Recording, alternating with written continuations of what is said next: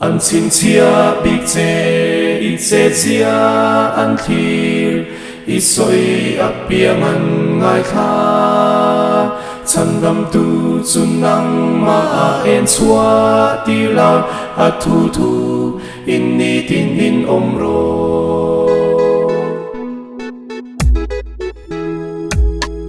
ko velin pathiana kal san kong dang a so a nun dang a bola chan dam tu kong cây chu ca so a mi song song in shia se I xua ta kan ni an xin chia big che I che chia an thi I soi apiang an ngai kha chan dam tu chun nang ma en chua ti la a thu thu in ni tin in om ro kan kum mi ten an en heng ka chan lam an thi ka tu zo an shia ka se chia kan lal pa an hu lal pa chung lam thil te min mu ti fo ro an xin chia big che I che chia an thi I soi apiang an ngai kha chan ram tu chun nang ma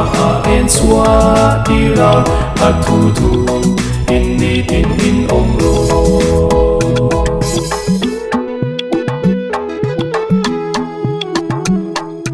khem na ten min chim buai la hin sual min ti nok tu lau na phone ten ne I sual chak la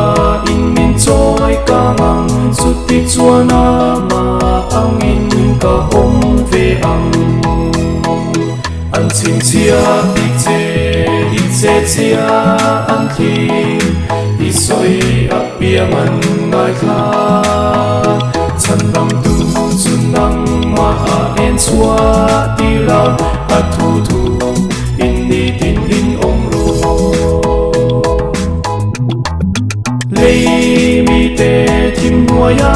an leng en an nei lovin sualin an thi a en a pet tu lal pa chu ka shia amma Krista chu keima a anunga an xin chia big che I che chia an thi I soi apiang an ngai kha chan ram tu chun nang ma en chua ti la a thu thu in ni tin